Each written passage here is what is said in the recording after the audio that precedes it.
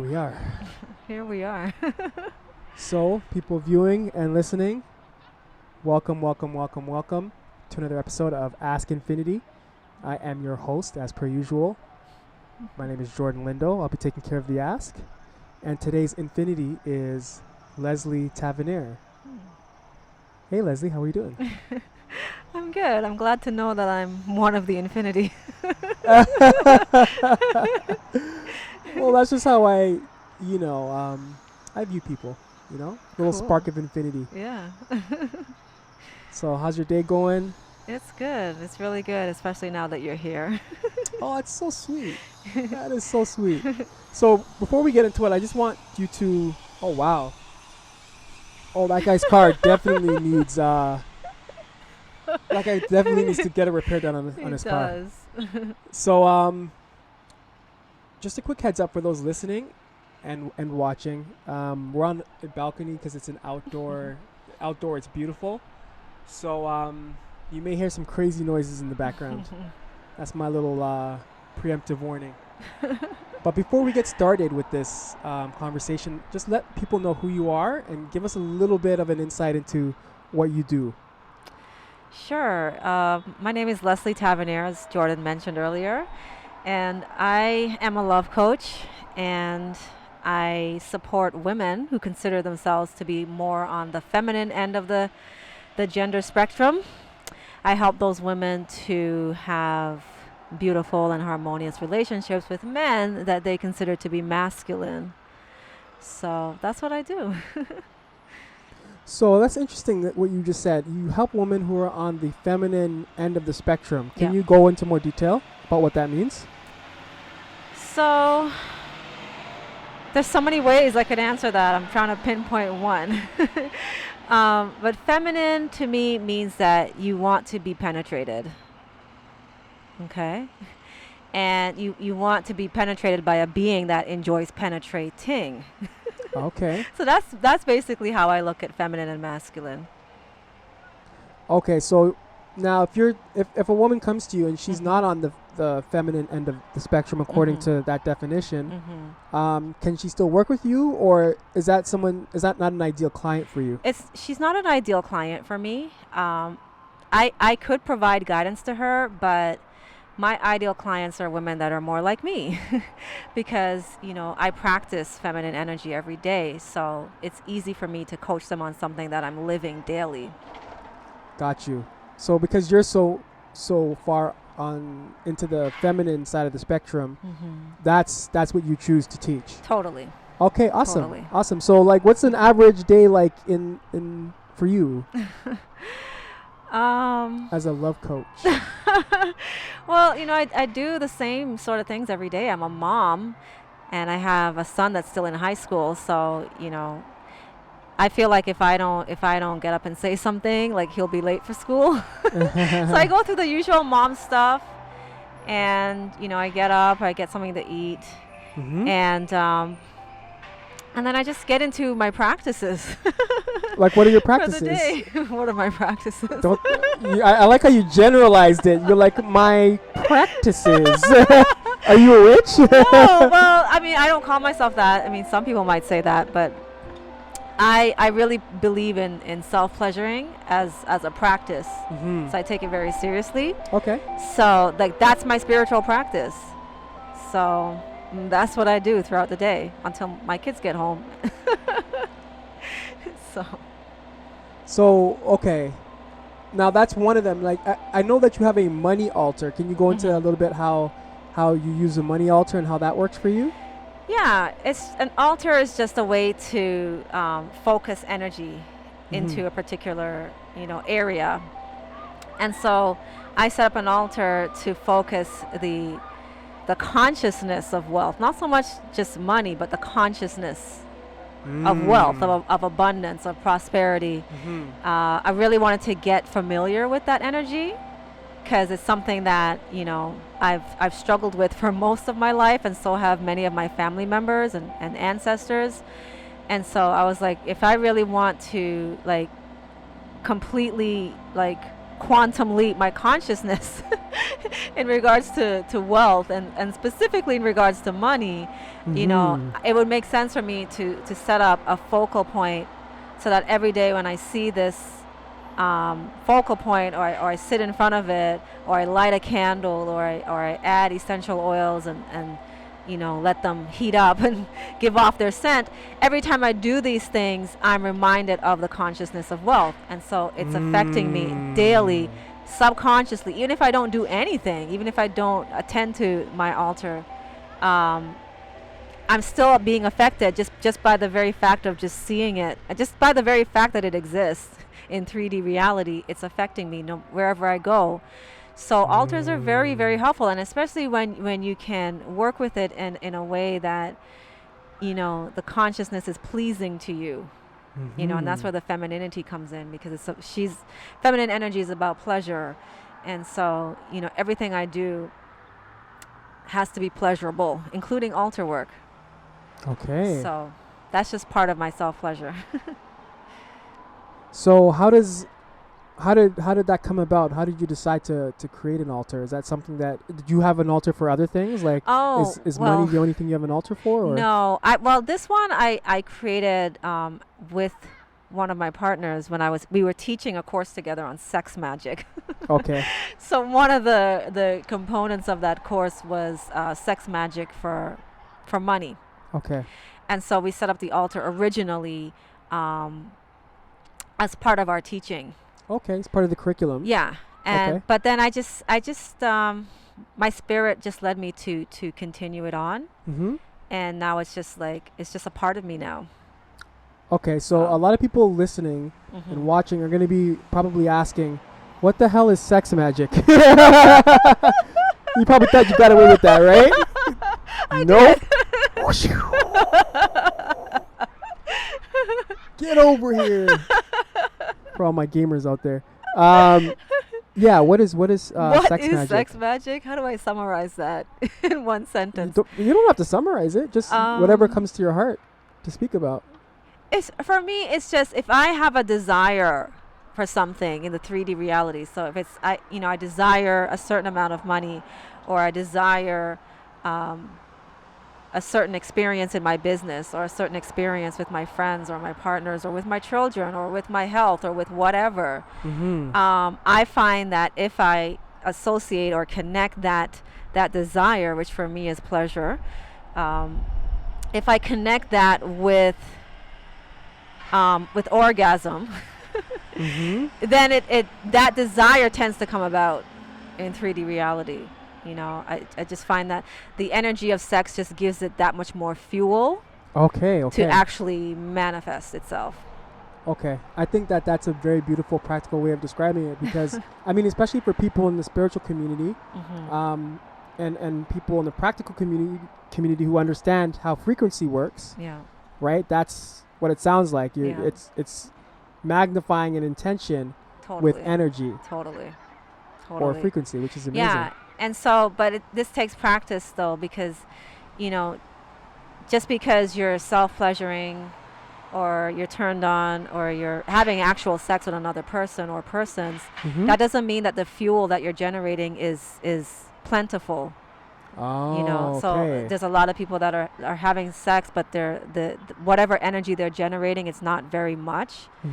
And it's not really going to get them the results. So a lot of people have tried. They'll say, okay, I've tried sex magic. I tried to think about what I want at the point of orgasm, or even, you know, leading up to orgasm, and it didn't manifest. And usually that's because the amount of fuel or energy that they were generating was minuscule. So the more fuel, quality fuel, that you're able to generate through your self-pleasuring, or, you know, sex with a partner practices, the more likely you're going to actually manifest your desire. I love that. I absolutely love that. So, like, I know you deal with and speak to and communicate with a lot of different women from different cultures, different backgrounds. What is some of the issues that you feel women are continuously coming up against? What are they facing on a continuous basis, like over time? Lack of pleasure. That's the biggest issue. They themselves don't recognize it as that. They come to me saying, X, Y, yeah, Z. A, B, C, all the way, and so they think they want the guy to, not cheat on them, or, stop making them upset, stop ghosting them. They want the men to behave according to an idea that they have in their mind of what the ideal man should behave like. And so they come to me wanting that. And when I observe these women and I tune into them, I realize this woman, is not in a state of pleasure. She's in a state of anxiety and stress and worry and grief, and like her magnetism is almost completely shut off. Okay. So they're coming to you with a variety of problems, but it's about a lack of pleasure, which Correct. I guess is more or less saying that it's a lack of self-love. Yeah, that's another way to say it. That's another way of Yeah, of self-love communicating is self-pleasure, yeah. If you're loving yourself, you're pleasuring yourself. that. Okay, but what are the distinctions? Because a lot of us do love ourselves, but we may not be pleasuring ourselves. Well, then you're not loving yourself well. Okay, so can you talk about are there differences, or what are the similarities? Can you go into detail? Between self-love and self-pleasure. self-pleasure? Well, I mean, if I'm loving myself, that means I care about the way that I feel, Okay. right? So that means I like to feel good, as much as possible, in every way possible, including my genitals, like all of the chakras, not just, one or two, but all of them. I want them to all feel good and pleasured. And a lot of people, when they say self-love, for some reason they leave out the root chakra. They leave out the sacral. Like they leave out anything to do with sexuality. Like somehow that's exempt from self-love. And for me, it's not exempt. It's part and parcel. It's all sexual pleasure. Like if I'm telling myself I'm beautiful, I'm amazing, I'm wonderful, like the only way for that to be real for me is for me to be sexually turned on by those words. If I'm not actually turned on, then it just sounds like I'm talking a bunch of shit. Like you don't really think you're beautiful, you don't really think you're all that, because you don't, like, how are you feeling? You don't feel good. But when I'm feeling that in my groin, then it's like, okay, I'm telling myself the truth. Why do you think people are so afraid of sex? They're afraid of their power. They were told that it's safer to be powerless. We learned that in school. We learned that growing up as kids. Our parents taught us that, you have to be powerless or I'm going to punish you severely. So, and then when we actually did start to have sexual feelings such that we wanted to be with other people, at puberty, we realized, you can't just be with somebody because you want to, or they want to be with you. It has to be, you fall in love, you spend a lot of time together, he commits to you, he proposes marriage, he gives you a wedding ring. Like all of these things have to happen first before you can actually engage in sexual pleasure. What's wrong with any of those things? There's nothing wrong, but when you think that you have to do all these things, for some people that's a lot of work. For a lot of my clients who are dating, some of these women are in their 40s and they're still trying to get to the marriage. Okay. Or they did get to the marriage and then they divorced very shortly after because they got to the marriage and they found they still weren't feeling any pleasure. So what is your truth in regards to, receiving pleasure, and what's the shortest path between where you are now and pleasure, as an individual? Okay, can you say the first part again? What's the shortest route to receiving pleasure? Yeah, they're both kind of the same question. So okay. I kind of try to rephrase it. Okay. And the question is because so much of us are following this roadmap, right? That doesn't seem to be working. No. Or not working as well, or not working for a lot of us. Yeah. I'm trying to be as inclusive as possible. What would you suggest is a much more efficient way to get to pleasure? Okay. So you can start by paying attention to your breathing, because everybody's breathing. You can't not breathe or you're going to die. So everybody's breathing. So you can't say you don't have time for it. You have Mm. time to breathe. Okay? You have time to breathe. There's no way out of this one. This is true. So when you're breathing, pay attention to it and start to notice any sensation of pleasure, no matter how minute. Start to notice the pleasure in breathing. And the more that you pay attention, you're going to start to feel a little bit more and a little bit more and a little bit more and a little bit more and a little bit more. And then eventually you're going to be like, wow, breathing feels really good. I had no idea. Mm.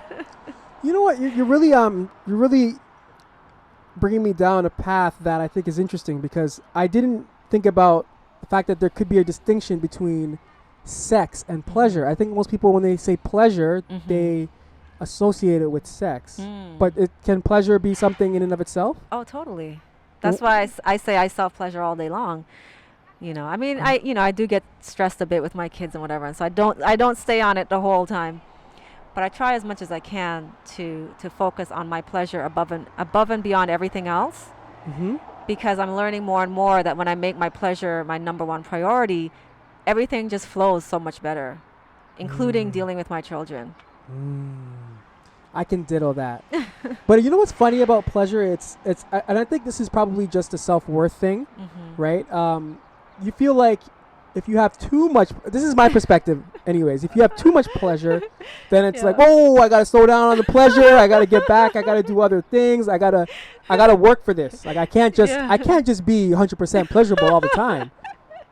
Right? Well, this is a story that I found was running for me. I don't know if anyone else can relate to I that. think a lot of people can relate to that, too much pleasure is not good. Yeah. Too Like, much pleasure is bad. crazy story, right? You're going to be reckless, you're going to do stupid things, Mhm. you're not going to be responsible if you're in a state of pleasure all the Mm. time. You're going to be like a party animal. Yeah. Or just, having reckless, wild sex with just whoever, like that's what people think is going to happen if they're in a state of pleasure all the time, that Mhm. they're going to be reckless and have no morals. But I've found that that's not actually true. So now I want to ask something that I think a lot of people will probably be wondering, since Mhm. we've been talking about sex for the last 5-10 minutes. And that is, what is your sexual preference? What's my sexual preference? I think it's actually shifting. I for a long time I felt that I was heterosexual, Mm-hmm. that I just only wanted to be with men. Mm-hmm. But it's in the last month and a half, when I was staying with my partner and his wife, Mm-hmm. I realized that wow, I have sexual attraction to his wife as well, Mm-hmm. and that was like astonishing to me. So I'm not really sure where I am right now. I'm just kind of going with the flow. Oh, I love that. Hmm. So does that mean that you are practicing monogamous, or what paradigm do you subscribe to? Well, I believe in open relating, meaning that it's whatever you feel to do at whatever phase in your life is fine. So if I don't want to have sex at all, if I want to have sex with one person, if I want to have sex with 5 people, I get to choose at any moment, at any point in time. So let's say I wanted to have every Mhm. single woman in Mhm. Scarborough. Would that be okay? If they're in agreement with it, sure. If they're agreeing to have sex with you, otherwise then it's rape, it's molestation and all that. You don't want to be going to Mhm. prison for this. Mhm. So if they agree to, and they're over the age of 18 or whatever the legal age limit is, it's fine. Okay, very interesting. Very interesting. I'm gonna create a petition for that as soon as we're done this conversation. So yeah. So do you find that in your work that you have to be kind of helping people discover which paradigm works for them, because our culture Well, tells us that monogamy is Yeah. the only or the correct Yeah. paradigm. Yeah, I get a lot of people coming to me who, on the surface, they're monogamous. As far Mhm. as their friends and family and coworkers are concerned, they're monogamous. But then they come to me and they tell me some other stuff that's going on behind closed doors. There's cheating and adultery and all kinds of stuff. Mhm. And so people have a lot of shame. A lot of people are living like a double life. Mhm. So there's sex is like one portion of their life, Yeah. and it's separate from everything else. So a lot of people are very conflicted. They're wanting to somehow integrate their sexuality with the rest of their life and feel good about it, and feel that they are being responsible, but they don't know how to do that outside of monogamy, strict monogamy. Now, do you find that there are people who are abusing the system, who understand that being in a polygynous or polygamy system could be used to their advantage and are abusing it? You know what? No, because I don't believe that there's victims and villains. So I feel that all the people that agree to be in any particular relationship, whether it's 2 men, 1 woman, 2 women, 1 man, like whatever the configuration is, monogamy, everybody chose to participate. You chose to participate. So, my question is, like, why did you choose this? I'm just not gonna say that, well, so and so abused the system, because then I would have to believe in victims, and I don't. Okay, so now we definitely have to go in on this, because it's so easy for people to misunderstand what you mean by that. Yeah.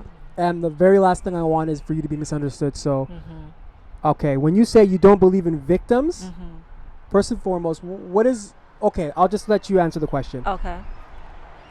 What do you mean by you don't believe in victims? Well, I don't believe that things just happen randomly to us. Okay. I don't believe that we just randomly found ourselves in a shitty ass relationship with a man. Like, I don't believe that that's random. I don't believe that you just randomly attracted a narcissist or a sociopath or something. Like, that's not random. You attracted this person for 1 or more reasons, and whatever those reasons are, it has to do with spiritual growth. Okay. So even though on the surface it may appear that, oh my God, look at the hardship and suffering she went through, I like to look below the surface and really see, okay, well, but why did her spirit choose this? What was the reason? Because I know there's a reason. And I have to say that I'm not conflicting with that point of view, because it makes me feel more like you're taking accountability for the fact that you are manifesting the things that happen in your life. And I know that this is not a popular... And for good reason. So even when it seems shitty, it's still for your benefit. It's still for your growth. So it's not like you're just punishing yourself. Yeah. Like, you're always trying to grow. Always. Yeah, it's very empowering, actually, when you look at it that way. Because, shitty things are happening, but if you're in control of what you manifest, then you can steer yourself out of that shitty situation. Yeah. And so, what a lot of women advise to each other when their girlfriend tells them that she's in a shitty relationship, they'll tell her, well, you need to leave his ass and find somebody else better that is more deserving of you. And, I find that advice 9 times out of 10 is not helpful. Girl, you need to find you a new man. And he's going to be 100 times better. Yeah, right. He's going to be the same or worse. Ooh, that's so funny. So, that's the thing, it's like you still have, it starts with you, you know? So, like, I like to say, like, look, okay, you still want to be with this man, even though you say he's an asshole, you still feel attracted to him, you still want to sleep with him. There's a reason for that. It's not random. You're not crazy. There's a reason why you want to make love to this man. Okay? He's your medicine. And when you understand that and you allow that to play itself out, then you experience tremendous healing. So do you feel that it's possible to have an unhealthy addiction to somebody who may not be somebody that's helping us grow? If you don't know what you're doing and you feel that you're a victim and things are just happening randomly to you, or you're just born with bad luck, then you could be in that for a very, very long time and be miserable for a very, very, very, very long time. And that's why I do the work that I do, to help women to understand that this isn't just some random shit. You're not being punished. You're not crazy. There's actually some really good spiritual, healing, loving reasons underneath why you want to be with this person or why you chose to be with this person. Well, I think that's really interesting perspective because puts a different spin on what a narcissist is, right? It's like maybe that guy's not so narcissistic now. We say in law of attraction, like attracts like. Oh, someone's gonna be upset at you. Here come the death threats. Lesley, like attracts like, except when it comes to narcissism. Yeah, it's so funny. It's so funny, isn't it? It's crazy. It's crazy. There's so many narcissistic women. There's so many and let me define, because a lot of people don't define when they say narcissistic, because they're not actually using the real definition of narcissism, which is you just have a grandiose opinion of yourself.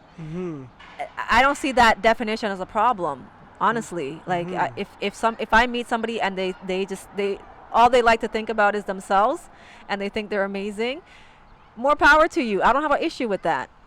But when people use the word narcissist, they mean so many other things. They mean he's abusive, he's a jerk, he ghosted me, he lied to me, he cheated on me.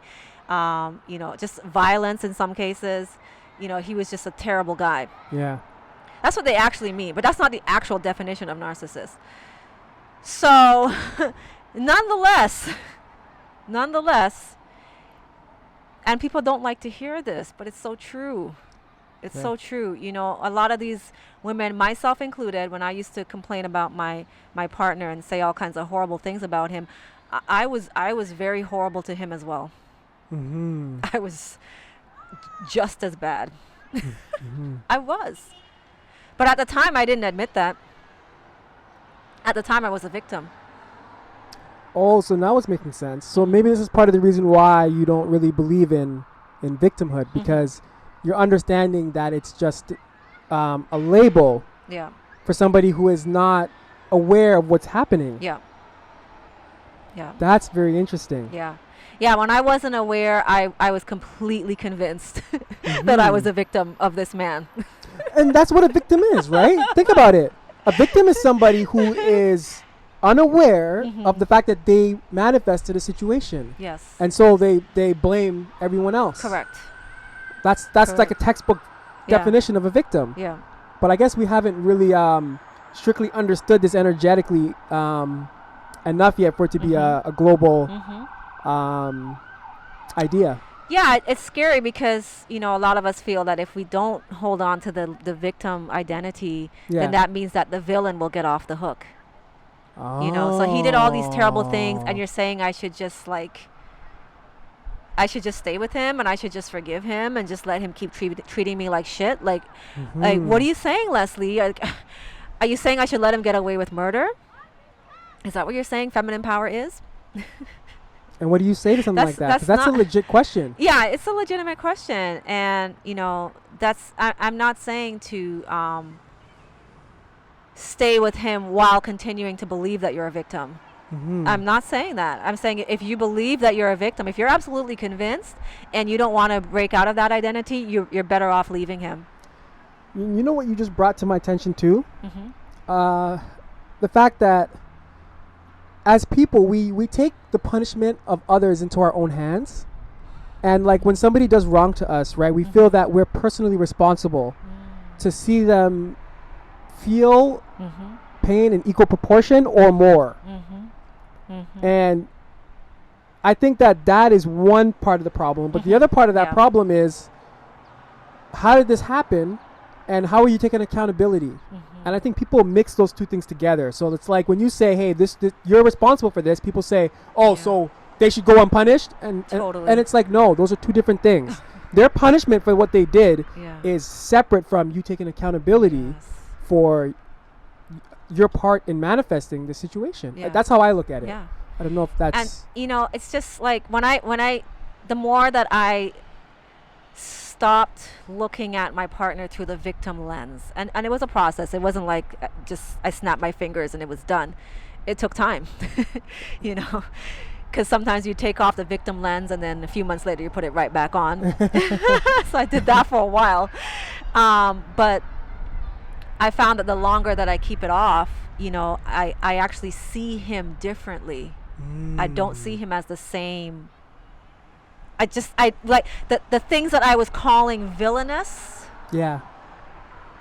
They don't appear that way to me when I have a different lens. Yeah. Like they just don't. So, for example, if I didn't hear from him, like just say he didn't initiate contact with me for a long time, let's say 7 days. Because of my consciousness right now, like I don't feel any kind of way about that. If he doesn't initiate contact with me for months and I'm the one doing all the initiating, which is often what happens, I don't feel any way about it because I understand him. It's not that he's ghosting me or he's not attracted to me or he's an asshole or he's not a real man or he's not in his masculine. It's none of that. It's that's just not his style of communication. He doesn't like, the constant communication. That's not his thing. It doesn't mean that he doesn't love me. So do you feel that when women have this issue, that it's best for them to come to terms with what's happening on an internal level, or for them to manifest a partner that does like calling and staying in touch? Well, see, this is what I found with many of my clients is that they do often manifest or have already manifested a man who has all the check marks. Okay.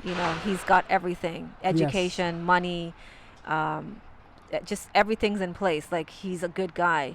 And they go on a date with him or a few dates with him, and then they're like, Lesley, he's good, but I don't really want him. What do you mean? I don't really want to have sex with him. Oh, okay. I knew there was something else there. Yeah.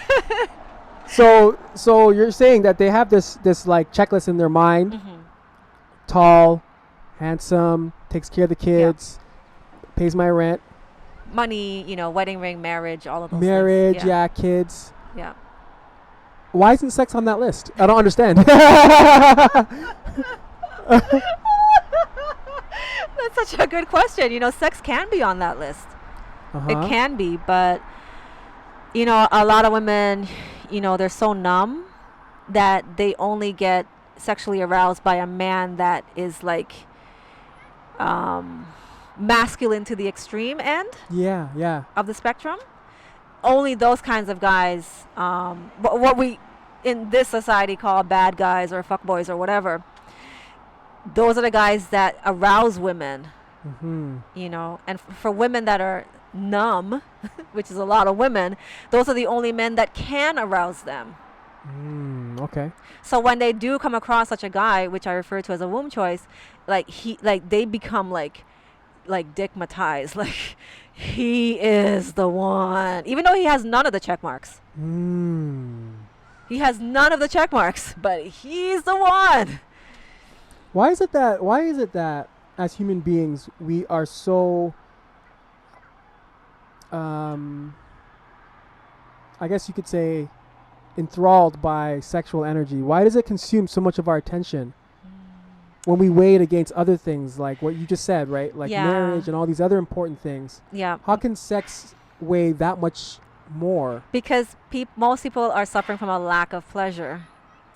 Right back to where we started. Exactly. They're in a pleasure scarcity, a self-imposed pleasure scarcity reality.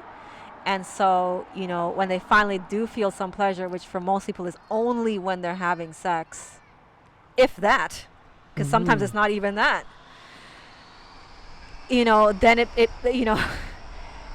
it becomes like extremely valuable. And then you compromise a lot more just to have that, right? Correct.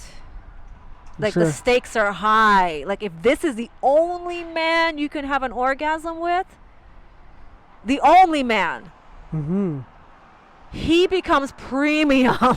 Like you don't want to let him go at all. Well, this is how I'm guessing cars get scraped and cars get keyed and windows get smashed. When you put it like this, that all makes sense. Like that all, like, it makes sense. When you have a premium person in your life, partner, that is giving you probably the only sexual stimulation you've ever had, Correct. then yeah, smashing a window is not so far-fetched Well, anymore. yeah, I mean, we saw it in that video on Facebook, that little skit. I forget the name of the guy who did it, and it was him and this woman, and she was stigmatized, and she was obsessed with having sex with him, and she kept chasing him. But there was a part in the beginning when she said to him, "You better not give this to anyone else." Oh. Right? So, she loves his penis, she loves the sex, it's amazing, but she's like, "You better not give this penis to anyone else." So what do you think that's about? It's like he's her only source of pleasure. Mm-hmm. So, like, she doesn't want to share that. She doesn't want to only get half of that if he's her only source of pleasure. So what you just said is very interesting. She doesn't only want to get half of that. Mm-hmm. So what you're telling me by saying that is, obviously this is not your perspective, but it sparked a thought, is a woman who has that perspective is thinking that if her man sleeps with another woman, he diminishes. He only brings her half of what they initially had. Like it shifts. Whatever interaction that they have now shifts. Yeah, because now he's going to divide his attention and his time and so on and so forth. Got you. I got you. And the sex, because if he's having sex with two women, so there's less actual time available for her. Mm-hmm. You think it's strictly a time thing, or do you think it's more of a ownership thing? It's an ownership thing, absolutely, because yeah, I mean it's more of an ownership thing actually than the time, because a lot of women get scared, especially if that man is their only source of sexual pleasure and orgasm. Yeah, they get scared that this man might develop feelings for the other woman. Yeah. And if so, he may eventually spend more time with her than with me. Okay. Okay. So the potential to lose what it is that you... So it's almost like you're afraid to lose. Correct. Like a fear of losing. Yeah, it's very cutthroat. Women are very cutthroat. And so what I think I'm hearing you say is, if you are in a position where you are self-pleasuring, right, which is beyond sex, as we discussed before, then you're less likely to fall into this type of situation. Totally. And I'm speaking from experience.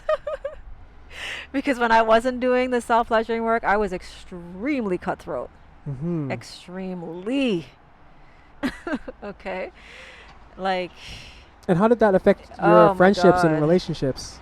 Being so cutthroat. Yeah, I mean, the man that I was womb choosing, I did some really crazy things to him out of jealousy.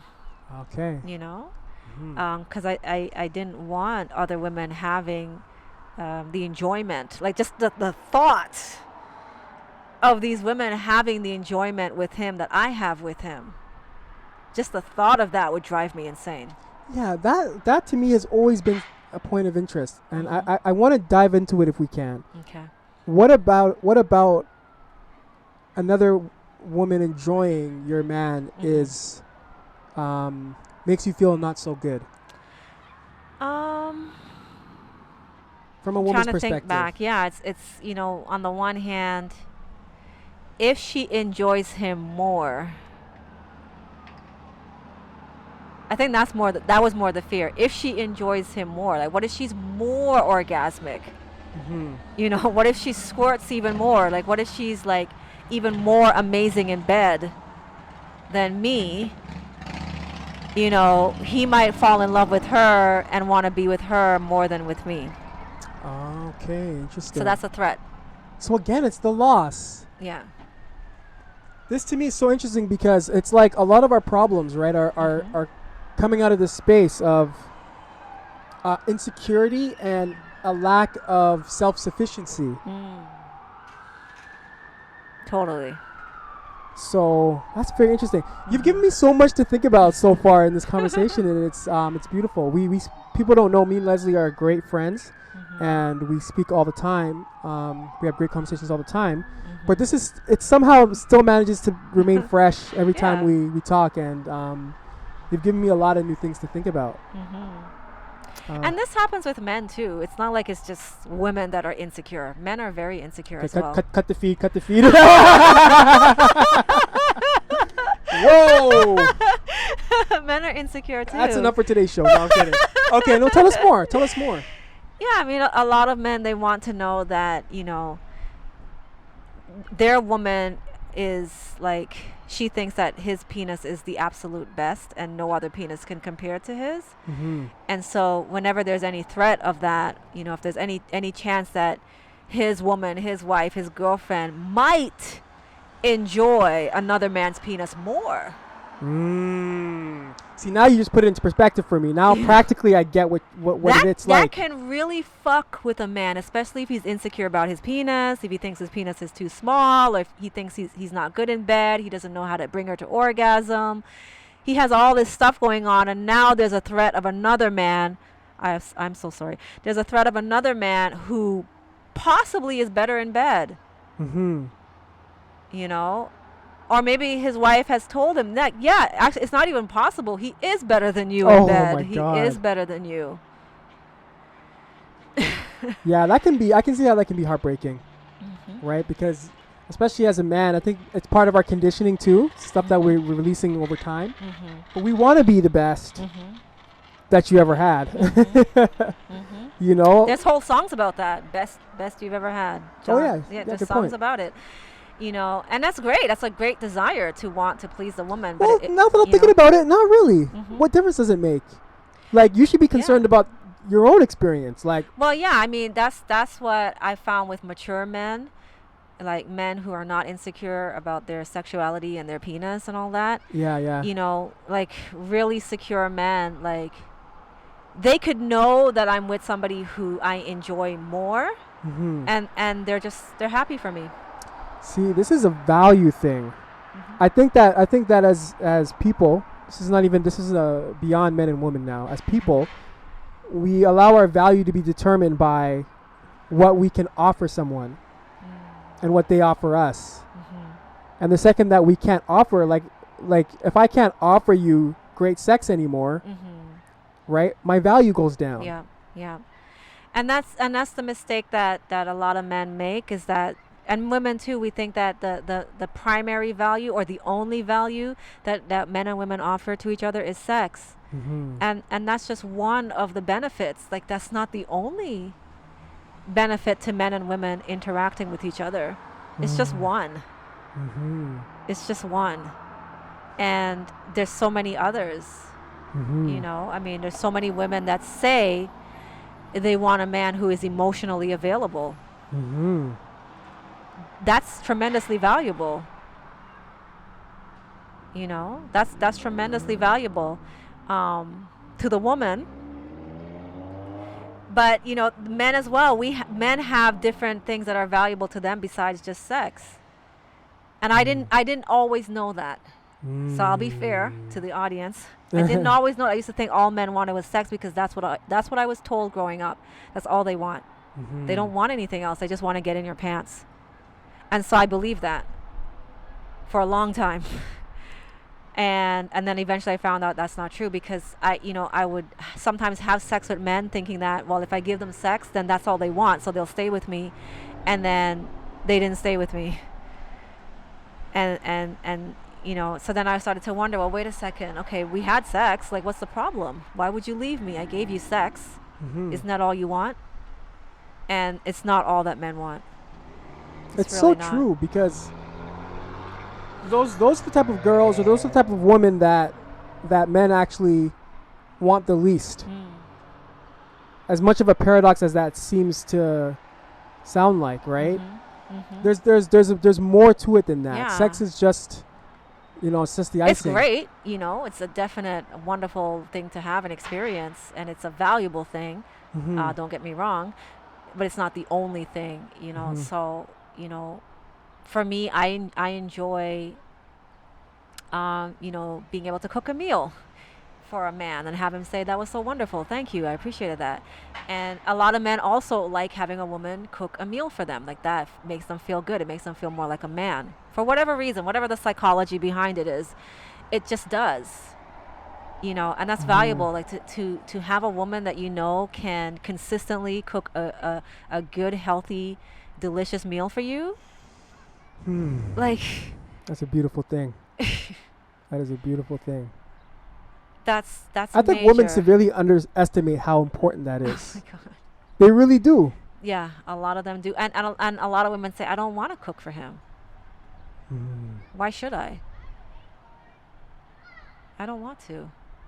Women are saying this? Like, are these the women that you deal with in your I've heard your women. work? Yeah, I've had clients say that I don't want to. I don't want to be like a housewife or anything I'm not interested in that stuff. I don't want to cook. And I was like that too for a long time throughout my 20s. Like, in my longest relationship, my partner did like 95% of the cooking. And he liked it. Like, that was his thing. So, it worked out for us because I didn't even want to cook anyway. But then when we split up and, I became a single mom and I didn't know how to cook, life became incredibly stressful. Yeah, I can imagine. You have to eat. Oh my God. It was a rude awakening for me and the kids. And so over time, like, I came to see the value in knowing how to cook a good meal. It really makes a big difference for the family, and for the man and the woman. It's a pleasurable, to use the word pleasure, it's a pleasurable feeling for the man and for the woman. But you have to be open to it. If you feel that cooking a meal is drudgery, or pain in the ass, a burden, then don't cook for him. Just use Uber Eats. Don't cook for him. So it's better to be pleasurable than to lie to yourself and say. Yeah, if you're not going to cook with pleasure, with care, with attentiveness, with love, don't bother cooking for him. Just don't do it. Don't do it. I like that. It's so important to just stay true to your integrity. I love that word, integrity. And if he finds a woman who loves to cook for him, here we go. don't throw daggers at her. Why not? Because she's giving him something that he needs, and it's something that you don't want to do. She's willing to do it, and she's good at it.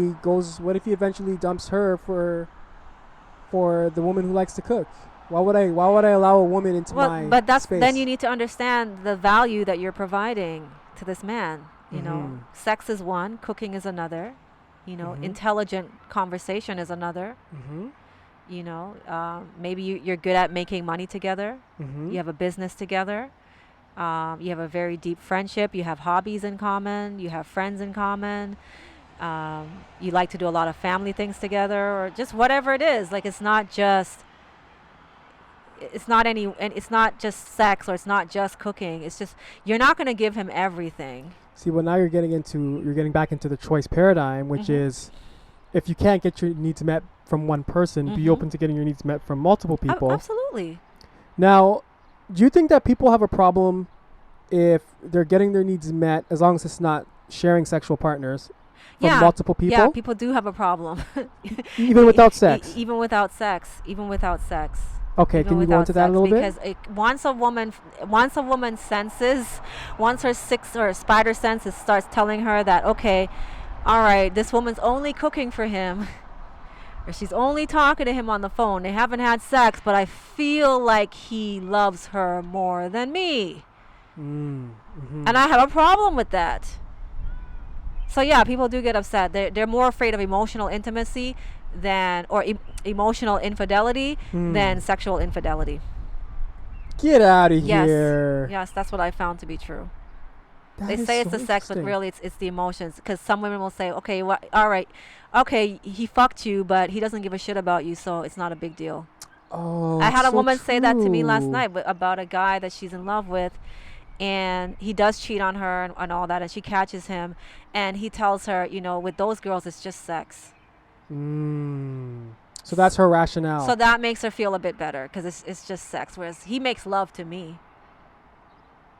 Right? But if she were to ever think that he's making love to any of those other women, she would fall apart.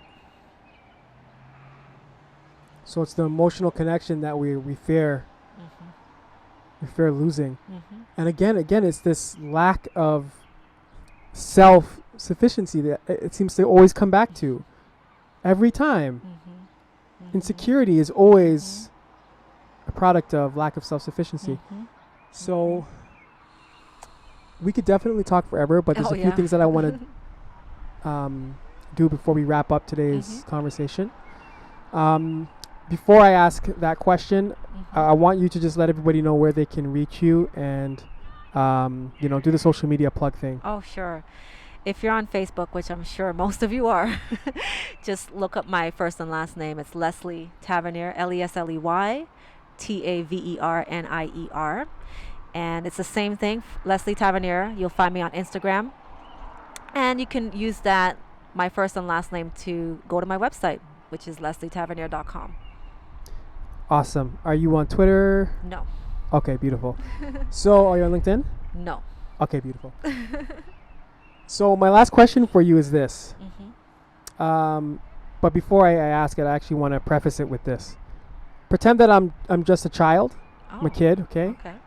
So just a kid, nothing else. In your response, pretend I'm a kid, okay? Okay. In your experience and in your understanding, in your own words, what is infinity? Endless expansion. So infinity to me is feminine. This endless expansion, and that's how I feel about pleasure. It's endless expansion. There's no limit to the ways in which I can self-pleasure. There's really no limit, and that has healed me more than anything else. And that's why the focus of my coaching now is feminine body language, which is another way of saying self-pleasure.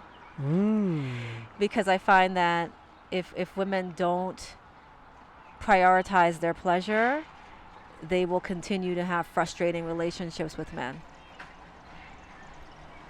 Beautiful. So it helps to be expansive. Awesome. Perfect. Thank you so much, Lesley. You're welcome. For coming on the podcast, having this beautiful conversation on a gorgeous day with all this crazy sounds in the back. I didn't even realize it was going to be this crazy. Like, there's ice cream trucks, guys with cars that need to be replacing these something. That car sounded like it was going to blow up. I was like, yo, bro, you shouldn't even be driving right now. But it is what it is. It's a nice day, and you take the good with the bad. Exactly. So thanks again for coming on, and for everyone watching, thank you for watching and listening. I appreciate you. Do the social media thing, share, subscribe, and I appreciate you. Cheers. That's it. Oh my goodness, my legs. You wanted to stand. I know, right? I just felt like there was no other way to do it in this. How do you say? Have you seen Brother Polite's page?